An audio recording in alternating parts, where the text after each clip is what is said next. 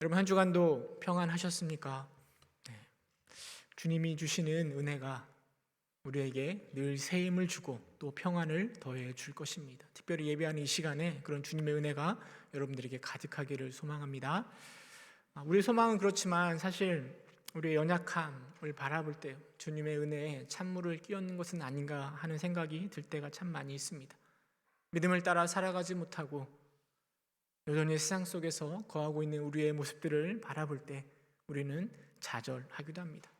특별히 코로나 시대를 거치면서요, 우리의 믿음이 얼마나 연약한가를 새삼 느끼고 있는 것 같습니다. 상황에 따라, 형편에 따라 조금씩 편하게 신앙생활하려는 나의 연약한 모습을 볼 때마다 참 내가 얼마나 연약하고 부족한 존재인가를 계속해서 느끼는 것 같습니다. 더 좌절하게 되는 것은요, 그럼에도 불구하고 열심을 다하고 있는 이단들의 모습을 볼 때인 것 같아요.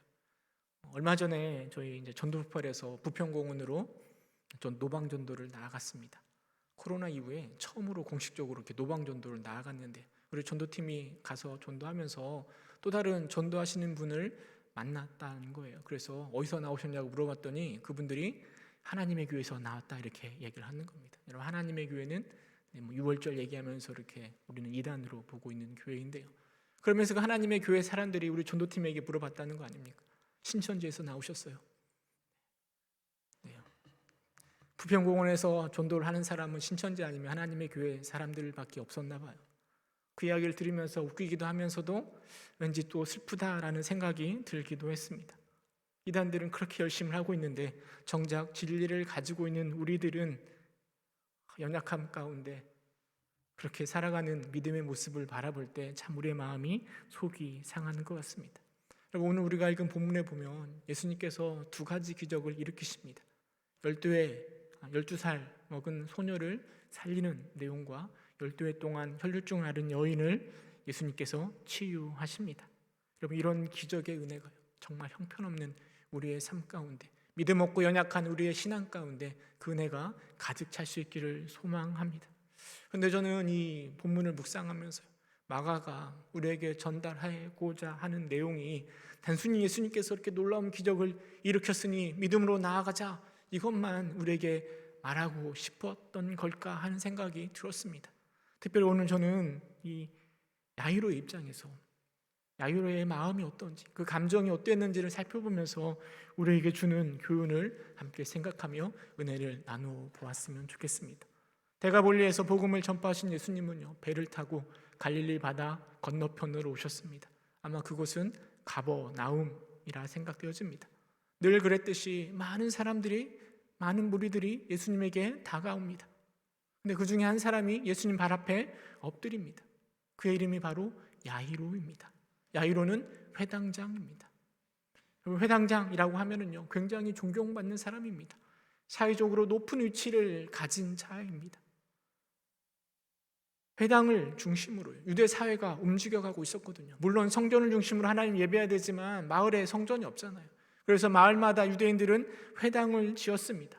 회당을 짓고 회당을 통해서 예배하고 기도하고 성경을 낭독하고 성경을 해석하는 장소로 사용했습니다.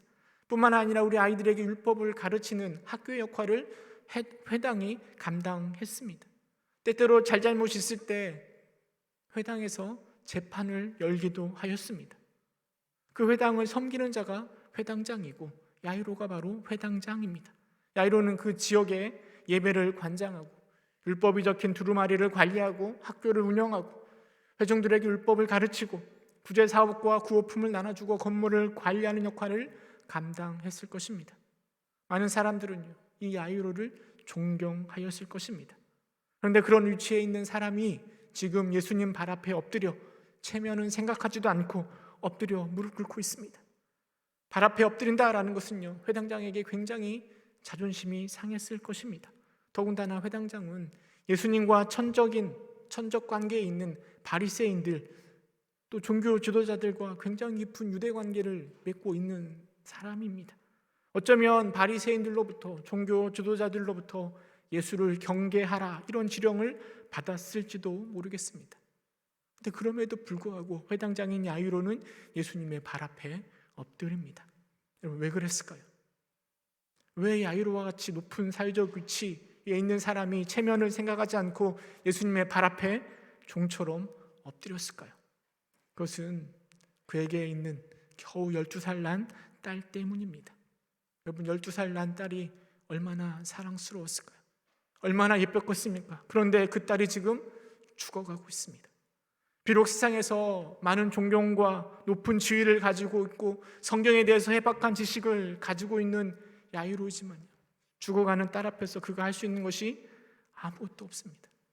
할 수 있는 것이 아무것도 없어요. 그저 바라볼 뿐입니다. 그 마음이 어땠을까요? 제게 아들 녀석이 하나 있잖아요.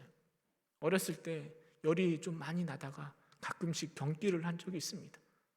한 5, 6년 전에도 한번 경기를 했는데요, 제가 얼마나 놀랐는지 모릅니다. 애를 안고 갔는데 얘가 경기를 하면서 막 몸이 굳어져 가는 거예요. 그런데 제가 할 수 있는 게 아무것도 없어요. 그냥 빨리 응급실에 가서 이렇게 그냥 병 의사 선생님께 보여주는 것밖에 할 수 없는데요. 그러면서 그 마음에 얼마나 놀랐는지, 그 마음을 여러분 다 아시잖아요. 그 야이로의 마음이 그런 마음 아니겠습니까? 정말 사랑하는 딸인데 그 딸이 죽어가고 있는데 아무것도 할 수 있는 것이 없습니다. 그 마음이 얼마나 속상하겠습니까? 그리고 최후의 방법으로 예수님의 발 앞에 엎드려 예수님의 도우심을 간구하고 있는 것입니다. 성경은요, 그의 모습을 23절에 보니까 이렇게 표현하고 있습니다. 간곡히 구하여. 그냥 구하는 것이 아니라요, 간곡히 구하여라고 이야기하고 있습니다. 체면을 다 버려두고, 지금 정치적인 종교적인 상황들 다 버려두고 마지막 하나 소망을 가지고 예수님 앞에 간곡히 의지하며 나아가고 있습니다. 여러분, 야이로가 예수님의 발 앞에 엎드린 건 단순히 아픈 탈 때문만이 아니라 야이로 마음속에 예수님을 향한 믿음과 기대의 소망이 있었기 때문에 가능했을 것입니다. 그의 신앙 고백과 같은 말씀이 23절 말씀인데요, 23절에 보니까 이렇게 이야기합니다. 내 어린 딸이 죽게 되었사오니 오셔서 그 위에 손을 얹으사 그로 구원을 받아 살게 하소서라고 고백하고 있습니다. 비록 자신이 할 수 있는 것은 아무것도 없지만 예수님이라면 이런 소망과 간절함이 그에게 담겨져 있는 거죠. 그래서 예수님께서 딸에게 오셔가지고 손을 그 위에 얹어서 기도해 주시면 그로 하여금 낫게 하지 않을까 하는 신락 같은 희망을 가지고 예수님의 발 앞에 엎드려 있는 것입니다. 사실 우리는 야이로의 믿음이 어떠한지 정확하게 알지 못합니다. 그냥 믿음도 없는데 그냥 마지막 그 형편 때문에 어쩔 수 없이 예수님 발 앞에 엎드려 있는지, 아니면 정말 예수를 향한 굳건한 믿음 가운데 그렇게 하고 있는지 우리는 잘 알지 못합니다. 그러나 우리가 분명히 알고 있는 사실이 있습니다. 여러분, 야이로의 이 행동이, 예수님 발 앞에 엎드려 간구한 그 행동이 가져온 결과에 대해서 우리는 너무나 잘 알고 있습니다. 야이로의 선택은 정말이지 탁월하고 현명한 선택이었습니다. 그의 선택으로 인하여 죽어가던 딸을 살리는 놀라운 기적을 야이로가 경험하게 된 것이죠. 근데 저는 여기서 한 가지 의문이 있습니다. 아니, 의문이라기보다는 아쉬운 점이 있습니다. 왜 야이로는 굳이 예수님이 딸에게 손을 대어야만 일어날 수 있다라고 생각했을까요? 백부장이요, 예수님에게 오시는 것을 거부하면서 그냥 말씀만 하사 내 하인을 낫게 하소서 이렇게 고백했거든요. 야이로도 그렇게 하면 좋을 텐데. 물론 야이로는 예수님이 누구인지 정확하게 모르니까 그렇게 요청할 수 있다고 생각합니다. 그런데 왜 예수님은 굳이 그 야이로의 집으로 찾아가시려고 하셨을까요? 지금 사람들이 구름대처럼 몰려들고 있는 것 아닙니까? 한 사람이라도 더 많이 만나시려면 그런 상황 속에서 굳이 야이로의 집에 갈 것이 아니라 내 믿음이 너를 구원하였다, 이 말씀 한마디만 하셔도 얼마든지 낫게 하실 수 있는 분 아니십니까? 우리가 믿는 예수님은 전능하신 하나님이시잖아요. 천지를 창조하시고 말씀으로 모든 것들을 다 하신 분이시잖아요. 얼마든지 그렇게 하실 수 있는데 왜 굳이 야이로의 요청에 움직였어서 야이로의 집으로 가셨을까요? 어쩌면 예수님의 이런 모습은요, 믿음을 따라 반응하시고 또 야이로의 믿음을 더 굳건히 하시려는 그 사랑의 마음이 담겨져 있는 것은 아닌가 생각되어집니다. 예수님께서는 이번 일을 통해서 야이로에게 더 굳은 신앙의 모습을 세우시려는 계획을 세우신 것 같아요. 근데 오늘 본문에 야이로 말고 또 다른 한 사람이 등장하지 않습니까? 바로 12해 동안 혈류증을 앓은 여인입니다. 그 여인은 야이로와 정말 비교가 되는 것 같아요. 12년 전에 야이로는 정말 귀한 딸을 얻었습니다. 정말 사랑하는 딸을 얻었을 때 그의 마음속에 기쁨이 가득했을 것입니다. 그러나 그 여인은 12년 전에 혈류증을 앓음으로 자신의 모든 삶을 잃어버렸습니다. 성경 이렇게 기록하고 있습니다. 5장 26절에 보니까요. 많은 의사에게 많은 괴로움을 받았고 가진 것도 다 허비하였으되 아무 효험이 없고 도리어 더 중하여졌던 차에라고 기록하고 있습니다. 아마 그 여인은 자신이 앓고 있었던 그 혈류병을 어떻게 해서든지 나아보려고 모든 수단과 방법을 다 동원한 것 같습니다. 그러나 그의 치료는 더 많은 괴로움만 주었을 뿐이고요. 모든 것을 다 허비했음에도 불구하고 아무 효험도 없이 더 병은 깊어져만 가고 있습니다. 여러분, 그 여인의 고통은 단순히 혈류병에서만 오는 고통으로 끝나지 않습니다. 그 질병보다 더 큰 사회적인 고통을 가져다 주는 병이 바로 혈류병입니다. 혈류병은 여성이 하혈을 하는 병인데요. 사람들은 이 병을 앓고 있는 여인들을 바라보면서 부정하다라고 이야기합니다. 여러분, 부정한 사람을 만진 사람은 어떻게 될까요? 동일하게 부정해집니다. 그래서 이 병을 앓고 있는 여인은요, 마치 나병 환자가 마을에서 살지 못하였던 것처럼 사회에서 고립된 채로 12년을 살아왔을 것입니다. 그 병을 나아보려고 가진 것을 다 허비하였지만 더 중해지고 있는 상황입니다. 그녀에게서는 어떤 소망도 찾아볼 수가 없습니다. 사람들로부터 완전히 버려진 불쌍한 존재입니다. 야이로와는 너무나 비교되는 정반대에 서 있는 여인이라 할 수 있습니다.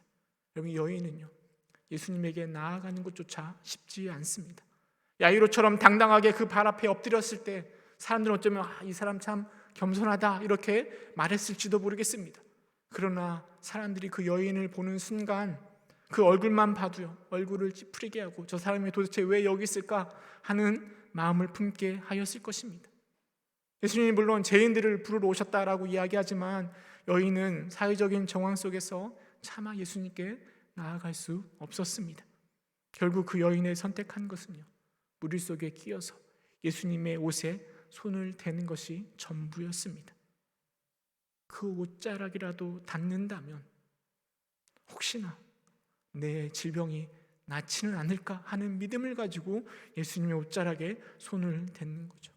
그런데 옷자락에 손이 닿는 순간 혈루 근원이 말라 병이 나온 줄 그 여인은 직감적으로 깨달은 것입니다. 이 놀라운 사건이 아무도 모르게 아주 은밀하게 일어났습니다. 그러나 그 믿음을 예수님은 그냥 지나치지 않으십니다. 그 바쁜 발걸음을 멈춰 세웁니다. 그리고 물어보십니다. 누가 내 옷에 손을 대었느냐? 누가 내 옷에 손을 대었느냐? 아마 제자들은요, 이 바쁜 와중에 사람들이 많고 왔다 갔다 하면 옷에 손을 댈 수도 있지 뭘 그걸 가지고 시비를 거시는가 하는 표정을 지을 수도 있겠습니다. 하지만 예수님은 계속해서 누가 내 옷에 손을 대었는가 추궁하고요. 그리고 여자는 결국에 자기에게 이루어진 일을 두려워하며 떨며 그 앞에 엎드려 모든 사실을 말했다라고 성경은 기록하고 있습니다. 그리고 예수님은 그 자초지경을 다 들은 이후에 여인에게 이야기합니다. 우리 34절 말씀 함께 읽어보도록 하겠습니다. 5장 34절 함께 읽겠습니다. 시작. 예수께서 이르시되 딸아 내 믿음이 너를 구원하였으니 평안히 가라. 내 병에서 놓여 건강할지어다. 예수님은 그 여인의 믿음을 평가하시고 구원하였다라고 말씀하시고 평안을 더해 주십니다. 참으로 은혜롭고 훈훈한 광경이라고 말할 수 있을 것 같습니다. 그런데 이런 상황 속에서 속으로 천불이 나는 사람이 있습니다. 여러분 누굴까요?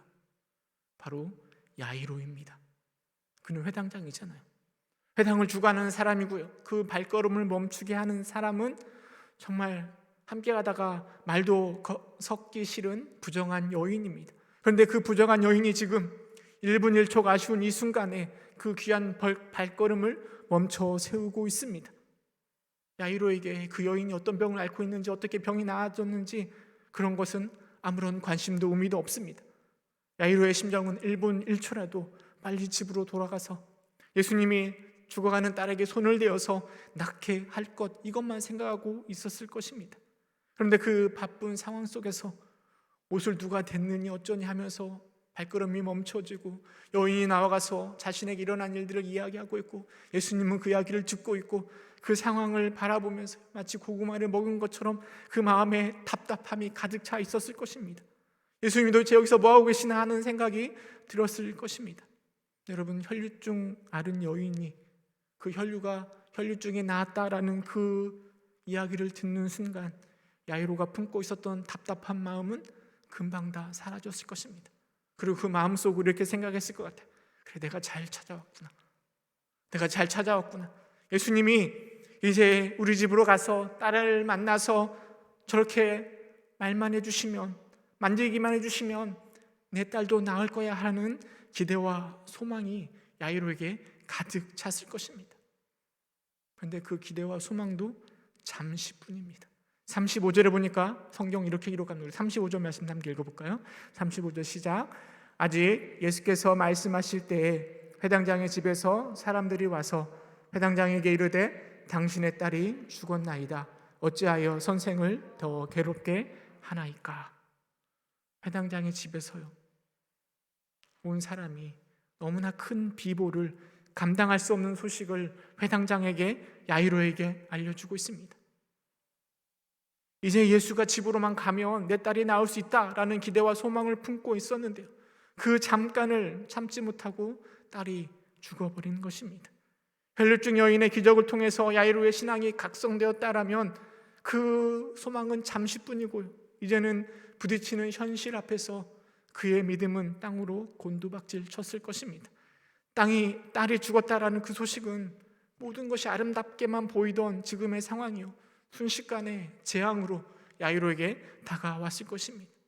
12년 동안 자신을 기쁘게 하였을 그 딸에게 해준 것이 아무것도 없습니다. 자신의 무능함에 그는 크게 좌절하였을 것입니다.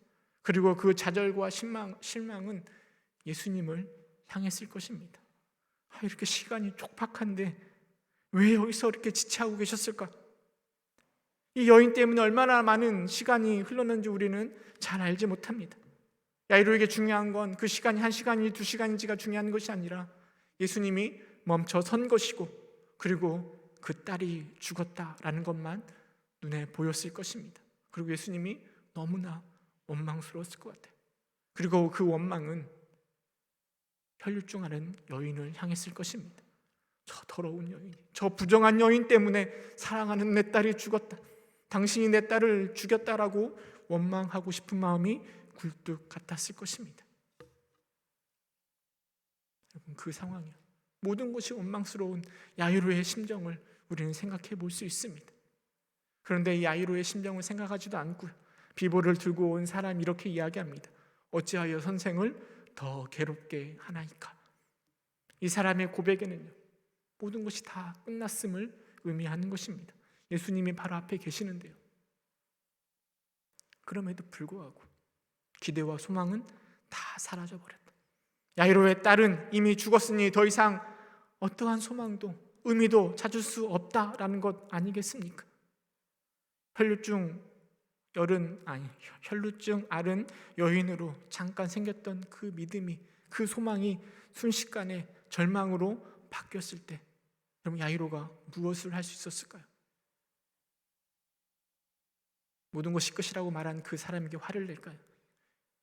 혈류증 앓은 여인을 저주할까요? 예수님에게 따져 물을까요? 아니면 그 사람의 말처럼 모든 것을 포기하고 예수님에게 가던 길을 가시라고 말할까요? 저는 이 절망적인 야이로의 상황들이요, 우리의 신앙 속에서 자주 끊임없이 나타난다라고 생각되어집니다. 물론 야이로처럼 그런 극적인 일은 흔하지 않겠지만 믿음을 가지고 살아갈 때 소망이 있다가 금방 바뀌어지고, 또 이런 믿음의 일들을 행하다가도 그 믿음이 사라져버려서 다시 절망으로 빠져가는 그런 모습들이 우리에게 종종 자주 나타나지 않습니까? 특별히 이상하게 믿음의 도전을 무엇인가 해보려고 하는 순간에 믿음의 머피의 법칙이 자주 나타나는 것 같아요. 큐티 말씀에 감동해서 우리 가족들에게 잘해줘야지, 아내에게 잘해야지 라고 생각하는 순간 이상하게 아내와 싸울 일은 더 많이 생기는 것 같아요. 그래서 막 다툼이 더 생기기도 하는 것 같습니다. 이상하게 우리 주님은요, 우리가 무엇인가를 결단하였을 때, 신앙의 진전이 있었을 때 예수님은 꼭 그것을 다시 확인하고 싶으신 것 같아요. 그래서 더 안 좋은 일을 통해서 좌절할 수밖에 없는 상황을 만들어주시고 우리의 믿음을 확인하고 계시는 건 아닌가 하는 생각이 들 정도입니다. 만약 여러분이 야이로라면, 예수님 앞에서 딸이 죽었다라는 소식을 들었을 때 여러분들은 어떻게 하시겠습니까?